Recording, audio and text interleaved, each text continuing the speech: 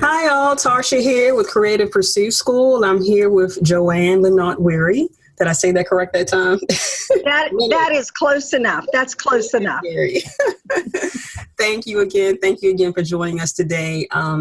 This is actually a recording, re-recording of a session that we did, I guess like a week or so ago. And we did it through a Facebook Live. We had some tech issues, unfortunately. So Joann was nice enough to come back and re-record this session. So those who didn't get a chance to join us then can come back and watch the replay. So let's go ahead and get started. Joann is coming to us with over 40 years of experience in real estate, staging, and interior design.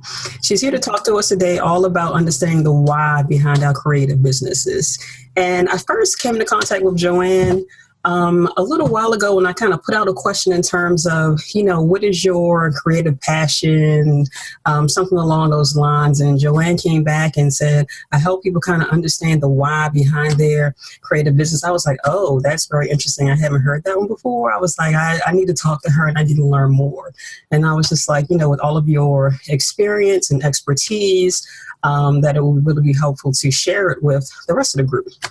So thank you again for Joann for talking with us. So let's go ahead and get started. Tell us a little bit about you and how you got started in your business. I will. And first of all, I am so glad that as many years as I've been in the business, whenever I can come up with something that still sounds new and different, it's like, thank you, Lord, that I can still keep producing something. But for me, I started small town girl.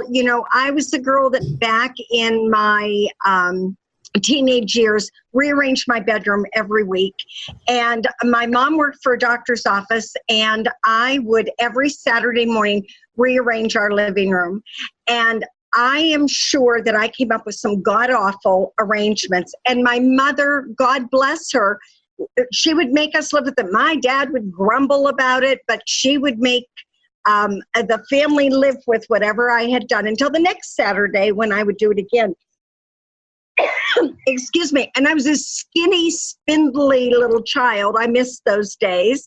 But it didn't stop me. I was determined. And my mom went on to become a decorator, and we were always creating something. So it's definitely in my DNA. So I began with the wallpapering and painting business. Wasn't in a position to go to school.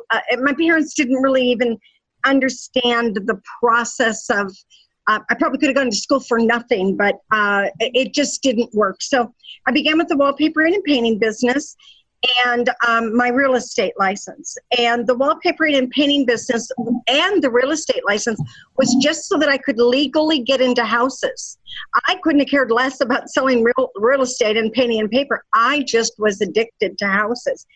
And so as I was on a ladder painting a wall or hanging wallpaper, I would say to my client, did you ever think about moving the sofa over there? And so I didn't understand the why at the time. I just had great gut instinct. We're all blessed with a certain ability. And that happened to be mine. I understood spatial composition. So what happened was my clients started calling me back again and saying, you were the sloppiest painter I've ever met, but I loved your decorating ideas. So could you help me? And so my clients really created a business for me. I was too young and too naive to know I had no business doing it.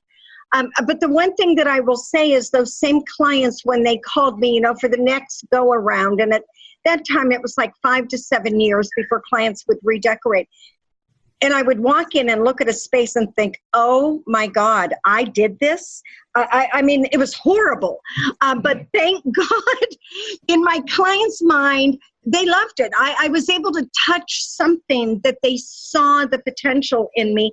And of course, they didn't understand the principles and elements to realize the mistakes I had made. But I also knew that meant that I improved every single time. So the one thing I want our listeners to think about is really pour over your portfolio. Really look at those pictures and analyze them. What could I have done differently? What did I did right? What did I do wrong? Really judge and test yourself, and then start understanding the power of why. Because that's where, when I really started getting good at what I was doing, was understanding the importance of why. It wasn't just that I had good gut instincts. It wasn't just, Mary, move the sofa here. It had to be, Mary, let me tell you why the sofa belongs over here. And that's when you get the confidence, and that's when you do a really good job for your client. Exactly. So those are all excellent points. And so let's kind of get into a few more questions here. So how does one's power of perception impact our process? Well, I think the power of perception is powerful. First of all, the power of perception is what I think in my little world, in my little box, what is good design may not be good design. I do a lot of coaching. I do a lot of online helping. Someone will just send me pictures. And recently I've had someone sending me some photos who I see the raw talent there. But her decorating style is very 1990s. She's watching what mom did and what grandma did. And in her world, her perception of design is that. So I'm trying very gently to help her to understand, the power of placement and why some of her things need to change. So our power of perception is what is good design is one thing. Also, our power of perception of what our client says and we interpret is another element of it. She said this and I heard it this way, but I'm way off track. And it's the difference too, and we'll talk a little bit more about this as we go on, the power of perception when it comes to color. So as I always tell my students, you never ask someone, what is your favorite color? Because blue means different things to everybody else. And red means something different. So it's never about the color, it's about the level of saturation. But my perception of what is a beautiful blue may not be my client's perception. So you have to understand how perception can play such a role in whether a room is a hit or a miss. So that's an excellent point, Joann, in terms of, because I know that's something that I always ask my potential clients on consultations are, what's their favorite colors? What colors do they like the least? So I think it's important when you raise a point in terms of looking at our perceptions and that we're really looking at, the saturation of the color. And I think that's why it's also important for us to kind of keep our ears open and kind of hear also what they have in terms of like the mood of the space. So that'll tell me if I'm looking for more of a tranquil blue or if I'm looking for, if they want something that's like, wow, like big bold pops of colors, like something right. Like jumps out at you, then I'm going to look more of like, royal blue or something like that. So. Right. And it is true. And of course, when we're the ones doing the design process, it is so easy to get caught up in becoming a mini me decorator where all of my rooms look alike because that's what I like, or all of my levels of saturation are the same way, or I am a contrast person, so I want to do that a lot. So, tapping into their perception versus your perception is critical to what we are doing. And I'll talk a little bit about, I actually do a quick little color test to make sure I'm not getting in my own way. Oh, that's we'll definitely look forward to hearing that. So what do you mean about the why of the process? So the why of the process is, all of us, we started in this business because we love the process of design. And I think everyone can relate. I walk into a house and it's like, I really don't even want to talk to the client. It's just, get out of my way. Let me out this room. It's calling me. I need to save it. And so often, if I don't understand what the why of the process is, I won't consistently create beautiful rooms. If I understand the whys of the process when it comes to placement, when it comes to my client's goal, when it comes to the way I'm placing art, I will consistently create rooms that are following great design principles and elements. And if I don't know the whys, then I may have a room that I knock it out of the park, and the next room it's like there's something off and I don't know what it is, and it's because I didn't get the why. And as I mentioned a little bit ago, understanding the why also helps you to gain confidence with your client, because now you can validate. The why is about the validation of the process.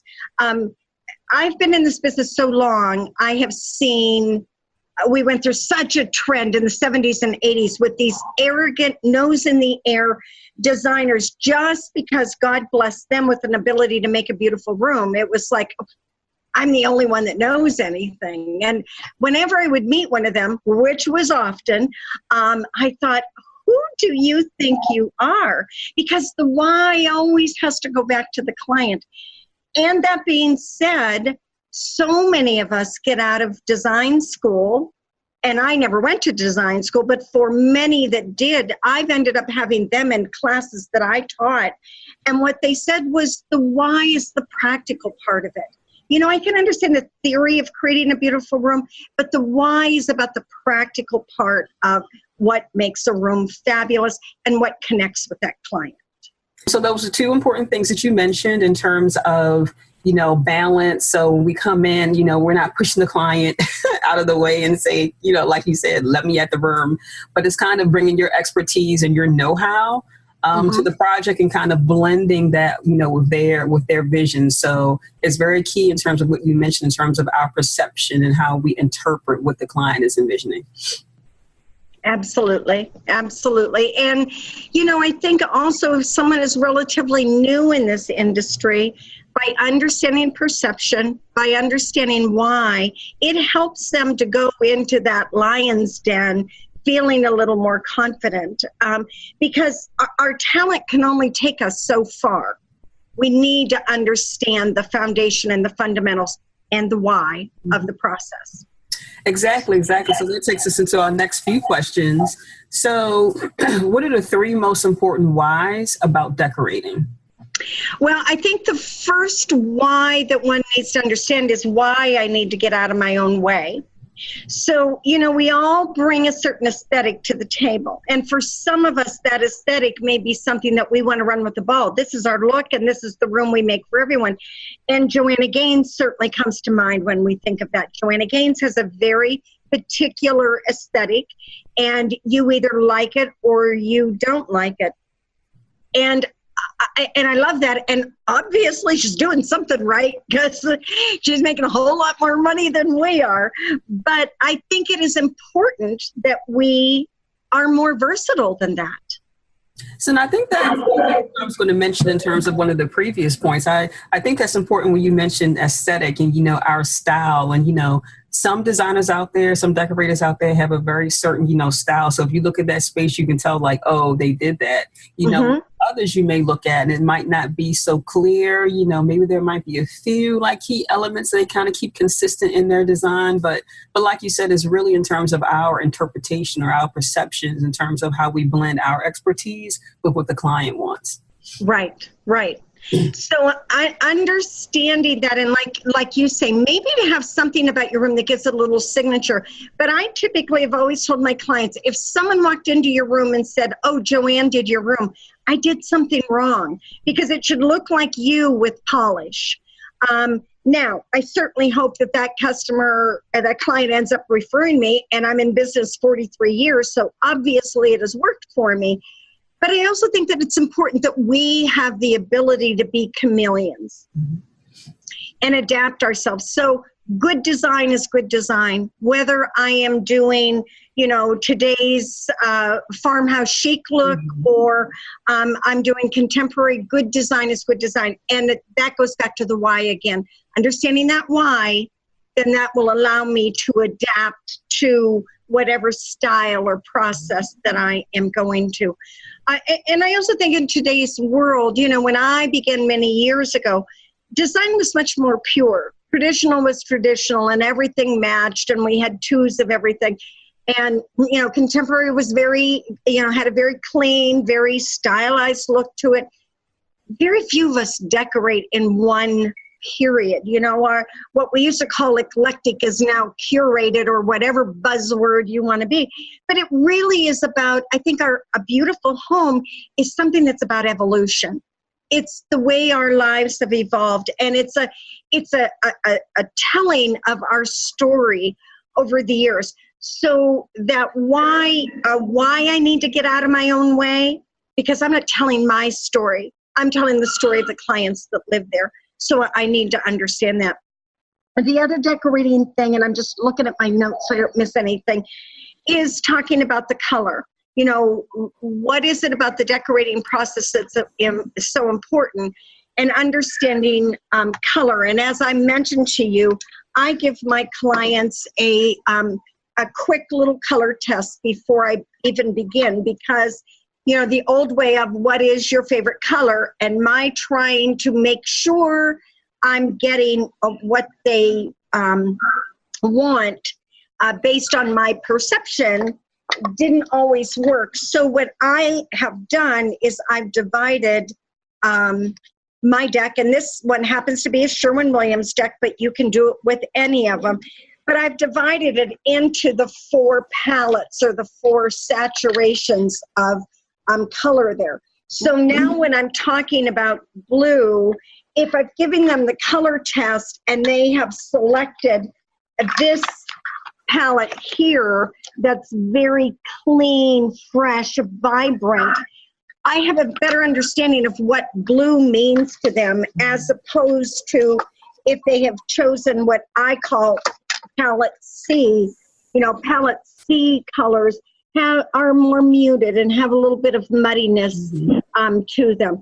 So by giving them the color test and understanding their level of saturation, and saturation is the emotional component of the space. Value impacts drama and size, but saturation impacts that emotion. So I need to understand why I'm using this color palette, and now I can always return to that. Remember, Mary, you told me that you love the colors that were in palette C. So it helps me to be a better decorator. And again, that why gives me power as I'm helping to make decisions. And when I say power, I don't mean that I'm trying to win over the client.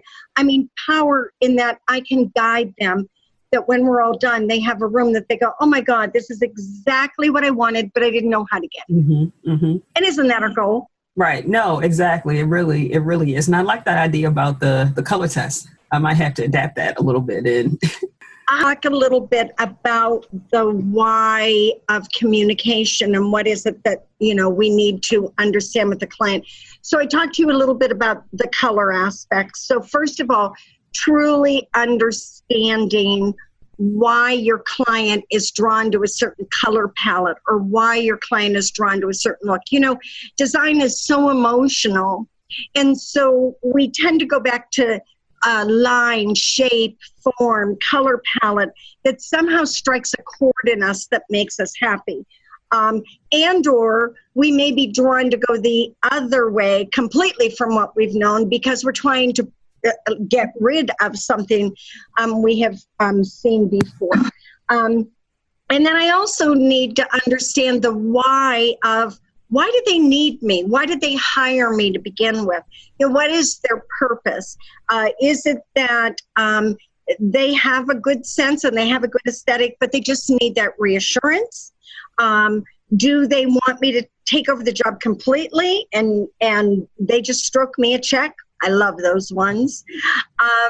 Or, you know, are they just wanting you to kind of hold their hand? So there's that do it with me, or that do it yourself, do it with me, or do it for them kind of mindset. And I need to understand the why of what drives them.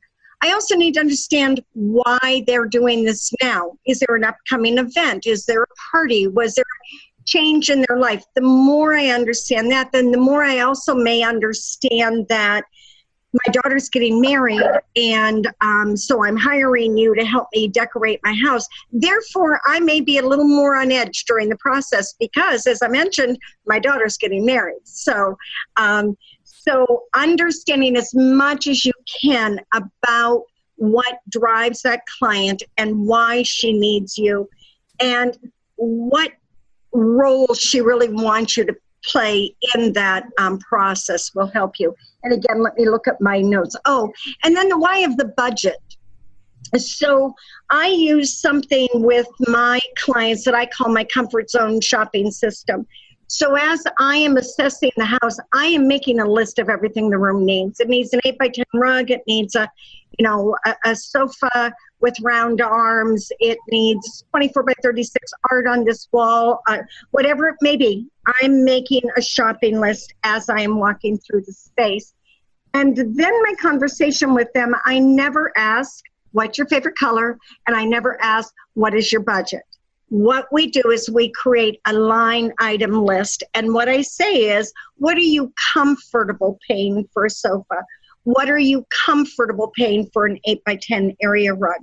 Because I think what we need to understand, so often we work with a client and we want that job to be as big as possible. But if I understand that right now, the why of where her process is my husband was out of work for 2 years and he has just gone back to work and my house needs an update.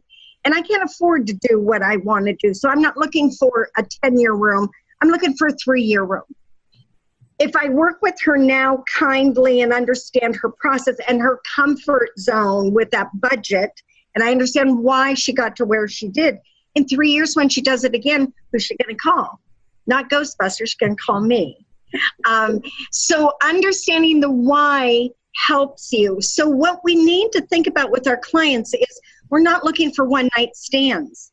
We're looking for long-term relationships. I never was a one-night stand kind of girl.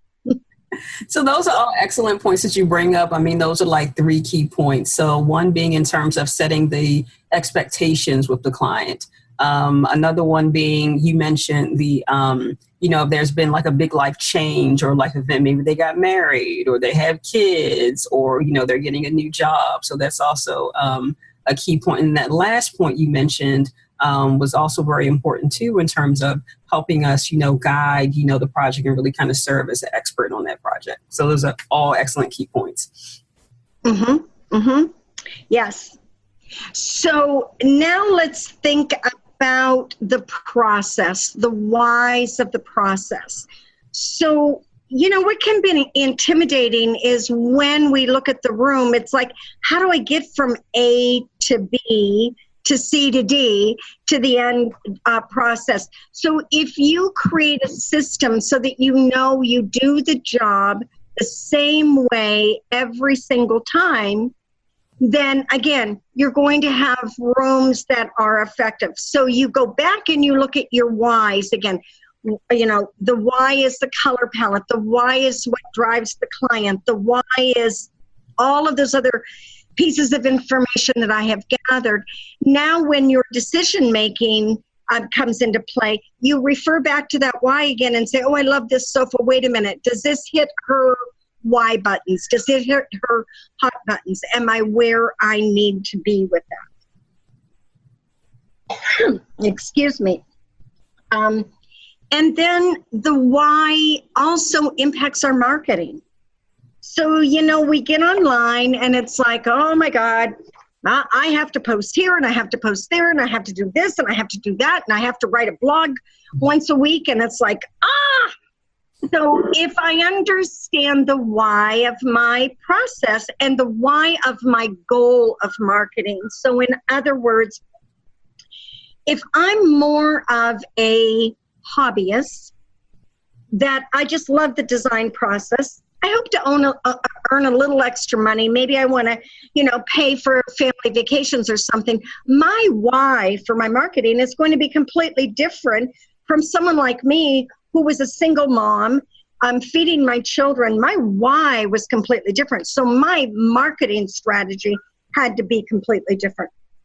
I had to push myself much more. But if my why is that I want to make an extra, $20,000 a year, then I don't need to be as driven as other people are. So understanding the why did I start my business and why am I continuing to do it? Because quite honestly, we started it because we love design or decorating. That's why we started. But eventually you go, wait a minute, there are only so many hours in a day. And is this really what I want to be doing? So now we kind of make a mind shift and it's more into, I'm doing this because I want to make some money. I want people to value me for what I bring to the table. So understanding now that I'm driven as much by money as the beauty of the process and the love of the process will help me to make more intelligent marketing strategy decisions. And those are all so again, excellent points. So in terms of looking at our business process, our business flow, and just making sure there's consistency in terms of what our major tasks are, major activities are for each client that we work with. So I think that's really, really important. So. Mm-hmm. Okay, I think we've kind of made our way through here. So if anybody has any questions, I am open to them. They can post them on the thread. You know, the only good thing about being 66 with 43 years of business is I failed a lot of times. I've learned a lot of stuff, and I love to help people get to where they're going. And, you know, this is a wonderful industry with great longevity. So by the time you get to 43 years, I'll be dead and gone, but I'll be proud of you from heaven.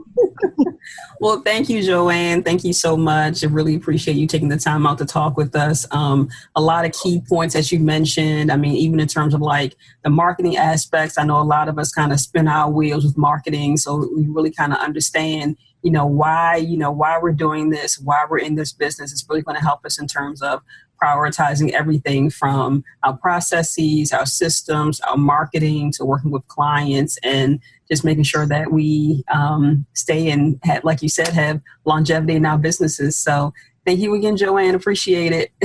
Thank you, everybody. Bye. Thank you, Tarsha, for having me. Take care.